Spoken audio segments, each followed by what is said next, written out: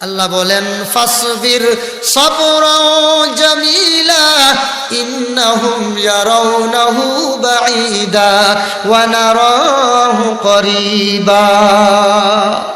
আল্লাহ রাব্বুল আলামিন বলেন, ওগো নবীজি, বেঈমান কাফেররা আপনাকে কষ্ট দেয়। কিয়ামতের বয়ান যখন আপনি করেন, তারা বলে কিয়ামত হবে না। তারা কিয়ামতের আলোচনা শুনলেই আশ্চর্য হয়ে যায়, আপনাকে বিভিন্নভাবে কটূক্তি করে কষ্ট দেন। আল্লাহ রাব্বুল আলামিন বলেন, নবী গো, আপনি ধৈর্য ধারণ করুন, ধৈর্য হারাবেন না। আপনি ধৈর্য ধারণ করুন। তাদের কাছে মনে হয় কিয়ামত অনেক দূরে, কিন্তু আমি আল্লাহর কাছে কিয়ামত অনেক কাছে। কিয়ামত দূরে না কাছে?